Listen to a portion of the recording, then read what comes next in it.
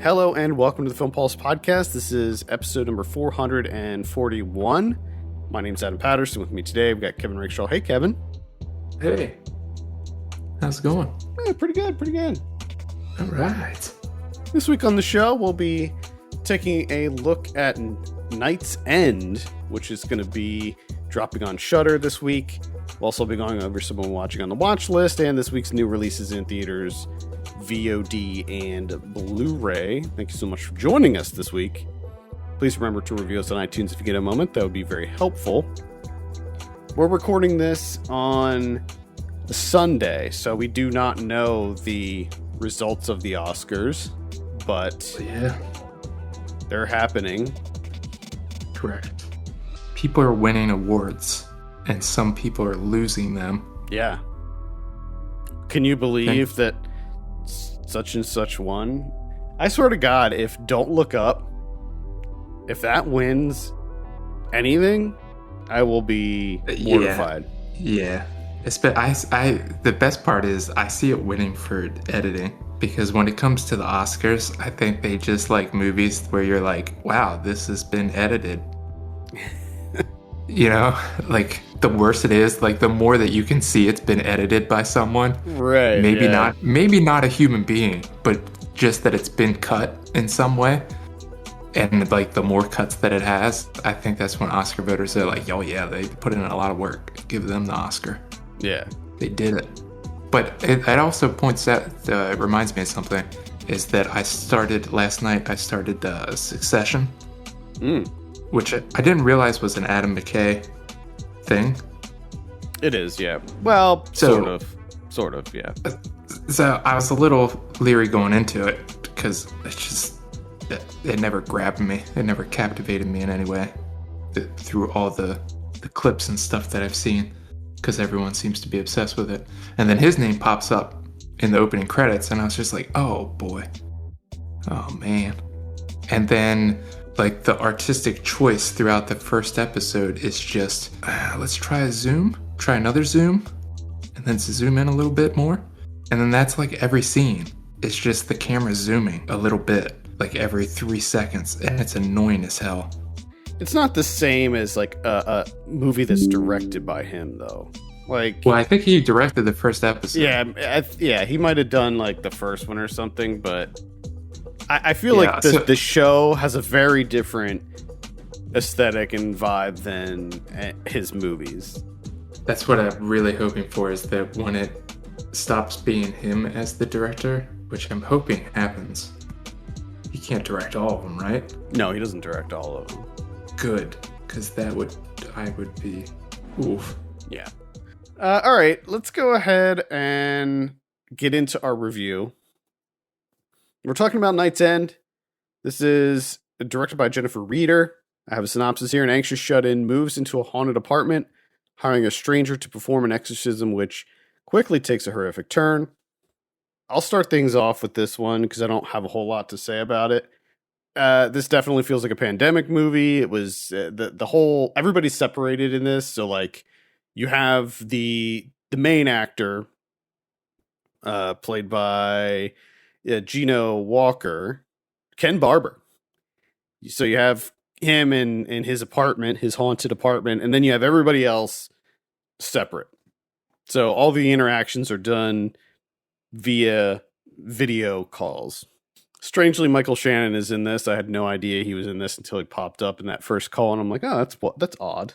That's odd that Michael Shannon is in this. The woman that plays Kelsey, Kate Arrington, they're a couple. They have kids together. I wondered that. And I think, they're both Chicago, and I think Jennifer Reeder is a Chicago based. And I think she's worked with Kate Arrington before. I think she was in Knives and Skin. Got it. I think this was because I thought the same thing too. I'm like, Michael Shannon. I wonder. Like the first, as soon as he popped up and was in that first scene, I wondered if it was something like that, like if that was really his. Which it kind of makes sense if you're doing a pandemic shutdown movie, like you can call up Michael Shannon and be like, hey, you're at home. Do you mind doing like 30-minute Zoom call we can bang out a couple scenes. All you have to do is be a little bit silly. Yeah. Yeah. It doesn't explicitly say that this is during the pandemic or anything like that. Like the pandemic doesn't actually play a direct part in this movie. It The whole thing is like this guy went through what seems like some kind of messy divorce. He is a recovering alcoholic and he's got some kind of agoraphobia, it seems, because like there's scenes where like he doesn't even want to get close to his front door. So it seems like there's something like that going on. There was that movie, that Soderbergh movie that came out like just a few weeks ago that dealt with the same type of thing. Although that was like that actually had the pandemic in it. Yeah, yeah, I didn't like this movie at all. I didn't see the point of it. Like the whole thing felt pointless to me. I was just constantly questioning what I was watching and why I was watching it. Like what is going to be the end result of this? I found the haunting aspect of it to be very dull and sparse. I found the lore behind like the apartment to be just super surface level and not very creative or interesting. I didn't like the Zoom conversations. I didn't think that they worked in this at all. And the thing that made everything a million times worse was the constant glitching that they put in this yeah, that bugged the shit out of me to no end because it was so egregious and they used it so much that it was incredibly grating. And then at one point, they introduce strobing into it. So you have glitching and strobing happening all at once.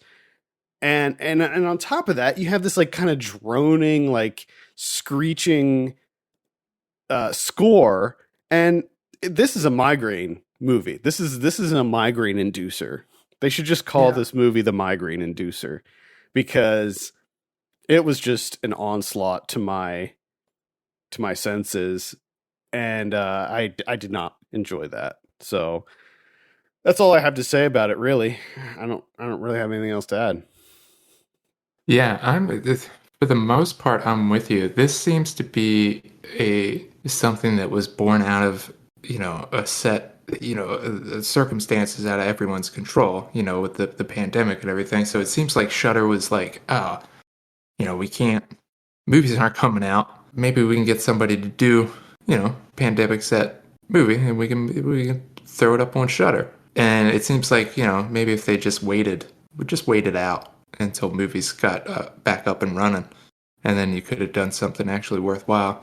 So, like in terms of like what it's born out of, the circumstances that it's born out of, it's fine. Like it's not good, and I'm much like you, where I was just kind of like, I don't really understand the point of this.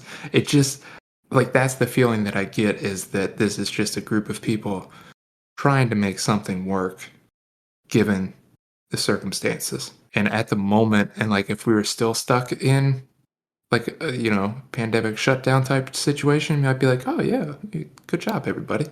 But coming out, years later after being lifted from that, and everyone's kind of like back to normal, commuting to don't work and don't want to stuff, be you just reminded. We don't want to remember back to when we had to live inside those days. yeah, it's just like okay, like you could have just waited a little bit and just made it like an actual movie. Yeah, I So mean, I like, it's just this is like a nothing burger of a movie to me. Like, I just didn't. There was nothing about it that I really enjoyed or really kind of gravitated towards. Like, no, and yeah, there's a lot of filler of just like his anxiety, like him mhm. doing his I uh, wish they would have, standing upside down yeah, and in the that little counting, contraption. the Yeah, counting, and we did like, that like 15 times, I think. well, yeah, and then you have to show him mixing the Pepto with the coffee, and as the film progresses and he gets more paranoid and stressed out, the ratio of Pepto to coffee continues to change, and eventually he's just chugging the Pepto. Yeah, I want to see a There's- scene in this movie where he gets his order of like Pepto-Bismol and like tomato soup and shit, and just it's just him meticulously removing labels and then printing labels on an old school like clicky Yep. label maker and just doing that because that must take him like hours to do. Very particular. Very particular. What's the point of that thing that flips you upside down? Is it like I to don't like know. stretch your back or something?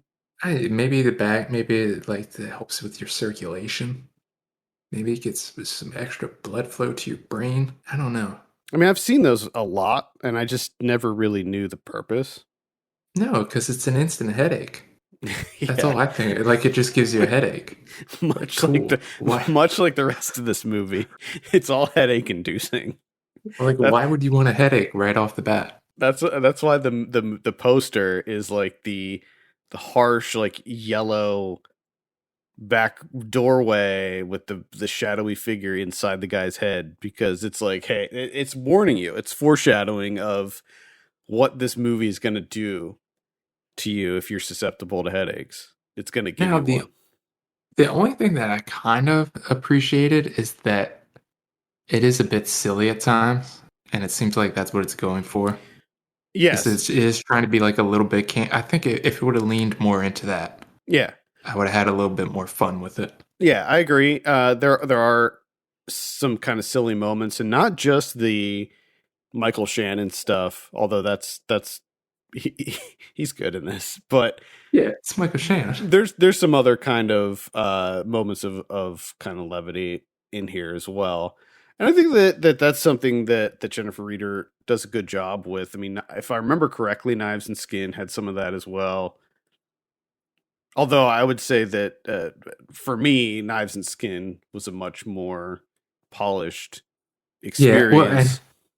and I think that because I was initially excited, I was like, "Oh, a new Jennifer Reeder film like this is Michael Shannon's in it. All right, a horror movie. This should be interesting." But then when I saw that she didn't write it and that it was written by someone else, I was like, this seems. And then pretty early on, you're like, okay, this was just maybe something to do during the pandemic. It seems like Perhaps I that, don't yeah. know. I think that like during the pandemic, a lot of filmmakers and just artists and creatives were like, hey, how can we use this to like kind of challenge our creativity and like help us push our craft and stuff like that. And the thing is, like, there were quite a few pandemic movies that came out that managed to be a lot better than this as far as like storytelling and everything else. Like Host comes to mind. A horror movie that's shot during lockdown, everybody's separated, and yet that movie very similar to this movie in a lot of ways. It's kind of a haunted house movie. It involves a ritual and some like demons coming around, and a lot of it is done through Zoom. But that movie manages to be a lot more rewarding and entertaining and just a lot deeper than this movie, which it's just not. I just wasn't into any of it. I thought like visually it was very drab too. Like it was just Yeah, I think constantly dark. The apartment wasn't interesting. that was the most disappointing aspect of this because usually with Jennifer Reeder, you have a very, you have interesting visuals. Oh yeah, I mean looking at You have a style oh usually yeah. to her films, and this just like if I didn't know that she directed this, I would never in a million years guess No, that she directed same. this. Yeah, same here. Same here cuz there really isn't any kind of style. I mean the guy's into taxidermy and plants, which is I guess kind of unique, but like his apartment sucks and we have to spend an hour and a half in it. So, Yeah. and he has all the windows taped up. So, there's no light. It's all like the whole movie's pretty dark. So Yeah. yeah, it's just I did not enjoy myself unfortunately with this one. This is one that I will likely forget that I watched within a couple weeks. Oh yeah, most definitely. I will just kind of forget that this exists. Yeah. And you know what? If it was an experiment, if they were just trying to see what they could do during a pandemic, then that's fine. But Yeah. like as far as a movie that you should watch, like no, no. This weekend there's a lot of movies that are coming out on VOD and on streaming platforms. This would be pretty low on the list. There's like a number of notable releases this week, so Yeah. I Yeah. would I would say just we can skip this. All right, Kevin, what are you going to give this one out of 10? Mm. Like a one, Yeah. I think. It's going to get a 1 for me too, unfortunately. It was just nothing. There was nothing here. It felt like I mean, I've seen like creepypasta videos on YouTube that were more entertaining than this. Yeah, I And think. that's saying something. Yeah, I wanted some more of something, either more leaning into camp. So I had something. And the Uh, payoff is not very good either. Like the effects work that they do that they employ at the end is not good, and no. it's just yeah, it's unfortunate. I still like Jennifer Reeder. I'm still gonna see whatever she works on next, but yeah, I think that this is a bit of a blemish in her filmography. Oh well. All right, let's move on and talk about some of what we've been watching. The first one that I will mention is Jackass Forever. Finally got to see this. Oh, Yeah. I expected to enjoy it. I was excited for this, and I wasn't let down. I think it was probably my favorite of the Jackass movies. It was probably my favorite Jackass thing, maybe since the show. If you liked Jackass as a kid, if you were into it at some point, I think that you will enjoy yourself with this one. It's hilarious. Every one of the stunts, every segment made me laugh. Every single one. And I watched this by myself too. So, when you watch a comedy by yourself, you're less prone to like laughing, I think. And this still made me laugh out loud. I thought it was extremely funny. A lot of really good stunts. I don't really want to spoil anything. A lot of the stunts that I don't like any kind of vomiting. Like vomiting is like a complete no-go for me. And that's one of the reasons I didn't see this in theaters because I was afraid that there was going to be like a lot of vomiting and I would not be into that. So that's one of the reasons I waited. There's like one segment that involves vomiting, but it's pretty short, thankfully, and I was able to just skip, and it was over. So nice. this one is definitely less gross, I would say, than some of the others, but still pretty outrageous. And some of the stunts, like they seem to use like more animals in this one. There's some really crazy shit that they do, and there's this weird like wholesomeness about it this time around, and I don't know what it is, but I really enjoyed it. Spike Jones did the intro, and he's in it several times. The intro is really funny. It's really good. Yeah, I don't know. I would recommend it. It's on Paramount Plus if you want to stream it. It's coming out. It's dropping on Blu-ray, I think, this week, and then in April, I believe it's going to be on Netflix, and they're going to be adding a whole shitload of additional footage Oh, on the Netflix release. It's going to be okay. it's going to be like I think they said like an hour of additional footage because they apparently shot like tons of stunts and stuff that just didn't make it in. Probably like 200% more vomiting. That would suck. I don't think so though. I really don't think so. I don't think that they didn't I don't think they leaned very heavily into the vomiting I'm just this time imagining around. Adam going up, getting himself some McDonald's, sitting down. He's all ready. He's got did his fucking ketchup packets. He's ready to go. Pops it on. Vomit. Just an onslaught of vomit. Just nonstop vomiting. I just I don't like stunts involving vomit. Never did. Which is funny because I always liked, you know, those skate videos, like the CKY videos, the Big Brother videos, all that stuff. Remember how like we were so into the CKY videos back in the Oh day? yeah. Yeah. And yeah, anytime they would have vomiting, I would just hated it. No, vomiting's a no-go for me too. Which is weird because I can deal with shit. Like I can deal with shitting, but No, for some reason, that's a I mean, no-go. I'd rather not. To be clear, I'd rather not deal with shit. But yeah, I don't know, man. Vomiting is just yeah. Anyway, I would definitely recommend Jackass Forever.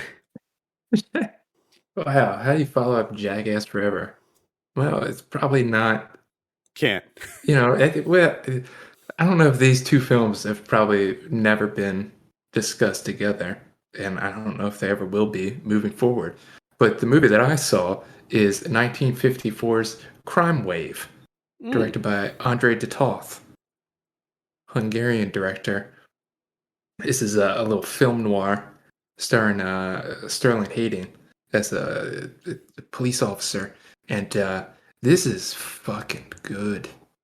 Oh my goodness. I just threw this on because I was like really in the mood for, a 50s noir movie. It's only 74 minutes long. It's on the Criterion channel. And I was just like, yeah, you know what? This should be, should at least be entertaining. Most noir films are, right? Even the ones that are kind of not that great. And man, I was not expecting this to be as fucking good as it is. It's originally called The City is Dark. So, as you can imagine, it's black and white noir, taking place mostly at night, and it's shot in and around Los Angeles, and man, is it beautiful. The black and white cinematography here is just gorgeous. And it also stars a guy that looks really fucking weird. And this weird looking guy turns out to be Charles Bronson. Nice. Fucking Charles Bronson. This is before he was even called Charles Bronson. Wow. Charles Baczynski, playing a guy named Ben Hastings. So the three guys break out of San Quentin, right? They're knocking over at gas stations, all sorts of like little places off the highway, mostly just to get money that they can get to the next place. Just small time stuff. And the movie's all about ex-cons and the difficult life that they have after prison. So the guy Steve Lacy, played by Gene Nelson, he's kind of like the central figure. He's out of San Quentin, and he's since married. He's got a good job. He's staying out of trouble. He's doing everything that he needs to do, right? But anytime ex-cons come through the neighborhood, they usually try and hit him up, to try and get him in on, a new job, or can you help us out, something like that. And that's what ends up happening here. These three guys try to knock over a gas station. One of the guys gets shot. They go to Steve Lacy for help. He doesn't want to fucking help them. He's like, just leave me alone. Well, now the cops are in on it too. They want him to help. So they start putting a squeeze on him, saying, you got to get out on the street, start getting some information, got to be a stool pigeon. And of course, he's like, man, if I do that, I'm going to have to do that for the rest of my life. So he's getting it from both sides. Like, people just won't leave him the fuck alone. And it's just a really interesting dynamic of how that plays out. Of like ex-cons having to deal with other ex-cons, but also dealing with the police at the same time. And both of them essentially want him to be a criminal. They don't want anything else for him. They just want him to be a criminal. Both sides. And it gets a little more interesting because there's another guy that's an immigrant, right? which I'm not 100% sure if Detoth was going for this. I'm pretty sure he was, him being a Hungarian guy. They, the cops go to the one immigrant. He's like, hey, go over and, try and get some information. Since Lacey won't help out, you do it. They don't follow him. They just wait back at the station. And they're like, oh, hopefully he'll call us back. Well, of course he fucking dies. Like, what the fuck? And then at the end, he's helping out. The Sterling Hayden goes into this bullshit thing. He's like, we're the police. We help our citizens. Which was like, it seemed like a kind of a dig where, like, they consider them citizens, like actual Americans, where this Hessler guy, the immigrant that they got to help out, they don't really consider him a citizen. So they didn't really help him. They were just like, huh, if he dies, he dies. But I highly recommend it. It's fucking good. Yeah, this sounds awesome. Crime Wave. Crime Wave. Let's see. I saw Windfall. This is on Netflix. This is directed by Charlie McDowell. This is the guy who did The One I Love. Which I thought was pretty. That was an interesting one. That's the one with Clemens and Jason Segel. Yep, Lily Collins. Yeah, so the premise here is that Jason Segel breaks into this billionaire's like vacation home, and he thinks that they're gone. He won't be there. I can just take whatever I want and leave. But when he's about to leave, the billionaire and his wife come to the house, and he ends up having to kidnap them and kind of hold them for ransom. But truths come out. Lots of truths. Truths are being dropped here. Secrets, lies, deceit. They're not good, are they? Are any of them good? No. Oh, no. Nope. I would like one time where a secret comes out, but it's good. It's a good thing. Whereas, like, I never told you this, but I won the Nobel Peace Prize. That's it. Yeah, this is a pretty typical thriller. It's very Hitchcockian in its presentation, from the score to like kind of the visual style of it.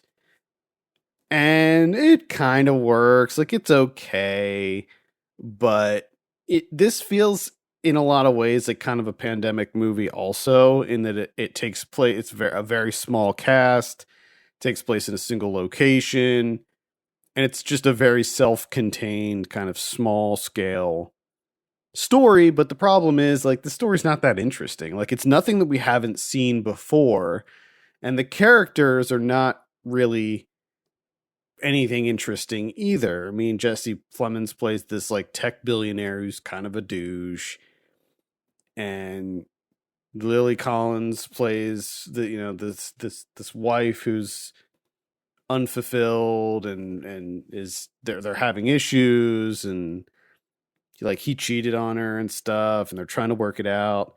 And then Jason Segel plays this person that believes that he was wronged in some way.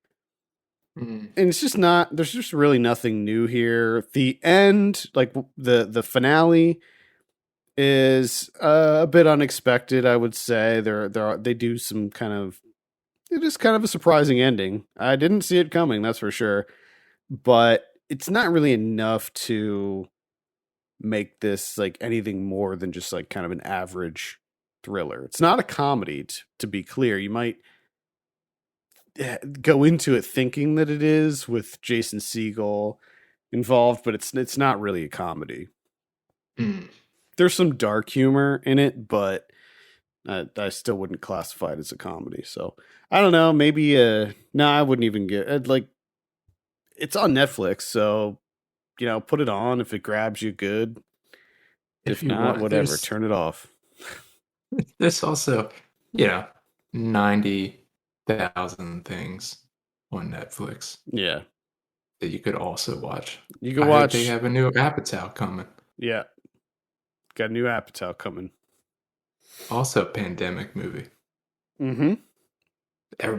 Everybody's got to do the Yeah, the movies are finally catching up. Like these pandemic movies are coming out Yeah, I think that's the thing that kind of sucks about that. Because because all we're the all stuff over it. that's Like yeah, we're all over it. We don't want to be I reminded mean, of it. yeah, and also like yeah, because it's like I've been going to work for like for me it was a very short period. Like I wasn't even like everyone else that got to have like I was still going to work and stuff. So it's like fuck, man. Glad you guys make your little movie. Still, I'm still going to work every day, risking my life. yeah, fucking same thing. All right, let's take a look at what we have in theaters. Morbius. More. This looks fucking dumb as hell. I agree. I like Morbius, the character, but nothing like all of the trailers and everything about this, like none of it is really doing it for me. No, and I've seen this trailer. I don't know how many fucking times. I bet this is And going to be a bomb. This yeah, is not going to be good for no, anyone. I mean, I think it's cool that they're trying to like kind of expand the Spider Verse, if you will, like with the Venom movies and all that stuff. But yeah, this I don't know. This one but just I don't know. yeah, and but you also it's Jared Leto. Like Yeah. I don't know. I just do, don't see do, him do you pull. think what do you think he was doing on set as Morbius? Do you think Oh he was? God, Can you? it's What do you what do you think he was trying to come up with? it probably involves blood. He's He probably drank blood or like he's probably drinking blood. He probably carried around blood, licking blood on people. Fuck knows with this guy. I just I don't see this doing well. I don't either. I don't either. Just I don't see it. All right, VOD this week. Let's see. We have on the 29th, we have Schemers. We also have Follower. We got Nitram. That's going to be on AMC Plus. That's the one with Caleb Landry Jones. It's the Justin Curcell movie. I'm New very one. interested in this. Oh boy. Yeah, It sounds like it's gonna be rough. it does. It does. We got Zero Fucks Given. That's going to be on Mubi. I'm also interested in that. Zero fucks given. Mm-hmm. It's a French. I don't know if it's a comedy, more like a dramedy, maybe. Huh. About a flight attendant. On the 31st, we have Kicking Blood. It's a vampire story. Kind of like a centuries old vampire who watches a man recover from alcoholism and she decides to stop drinking blood. Hmm. You know, because like vampirism is like alcoholism. It's kind of like, you know, Oh yeah, it's kind of like addiction yeah, if you think about it. if you think about it, it's kind of like addiction. Yeah, and if you have your withdrawal symptoms, and if you've been doing it for so long and you go into withdrawal, you could actually die from it. Mm-hmm. I'm wondering if Morbius is like that. If they're gonna if Morbius is an allegory for Oh addiction. boy, he could very well be. We also have Night's End coming out on the 1st. We got Let the Wrong One In. That is a horror comedy. We got Boone. Sounds like a crime thriller. We got Barbarians. It's a horror comedy. I think might just be horror, but IFC Midnight's putting that one out. On Netflix this week, we have Apollo 10 and a half, A Space Age Childhood. What is this?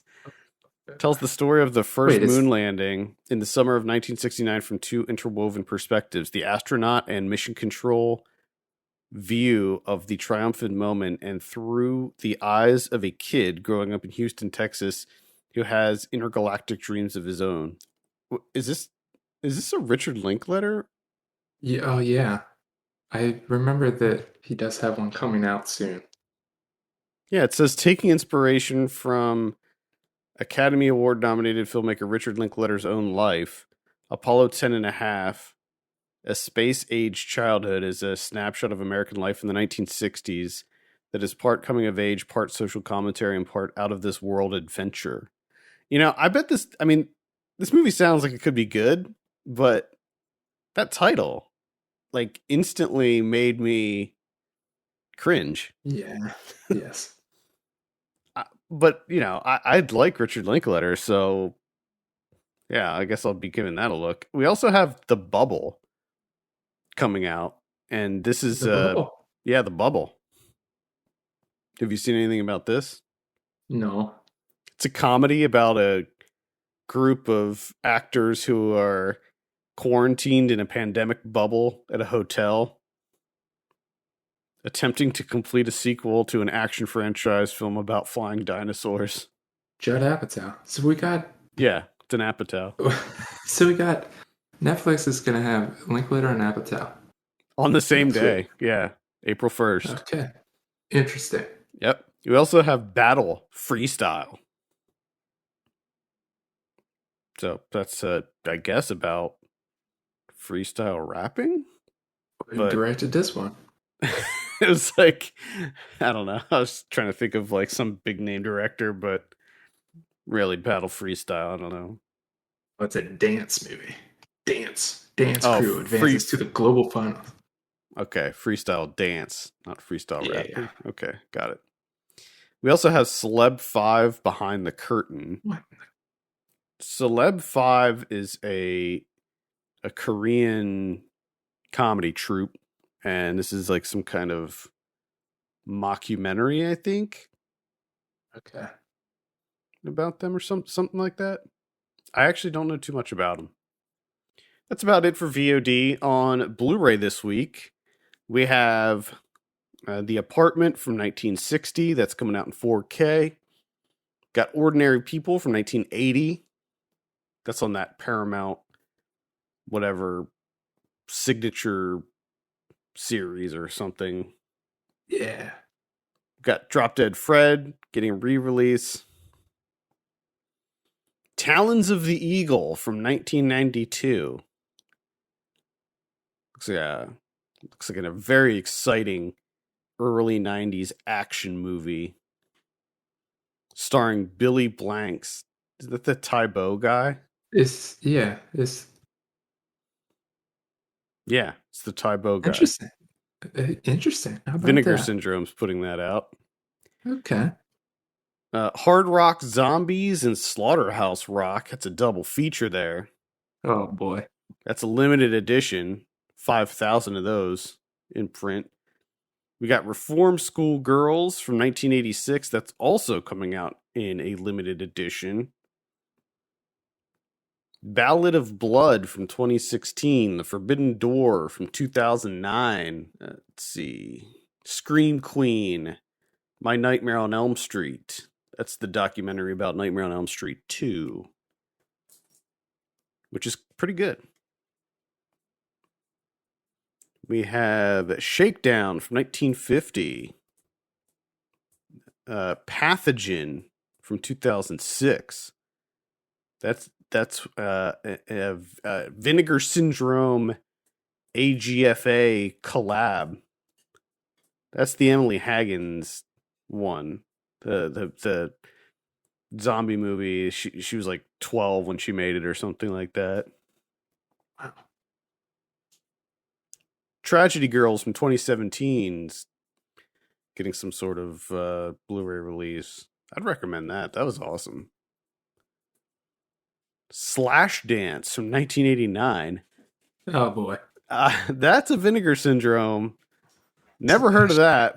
Never heard of that, but I am all about it, especially that cover. Holy crap. As a female cop goes undercover.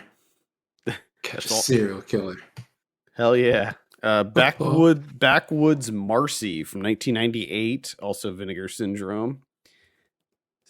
Sybil from 2019, Vinegar Syndrome on that too. No, it says it is Vinegar Syndrome, but it's a Music Box Selects. Not sure what that's all about. Marry Me, that's the one that came out earlier this year with Owen Wilson and Jennifer Lopez. Sister from 1987. Oh my God, there's like a million this week. This is like a huge week. Dance Party USA from 2006. But that's pretty much it.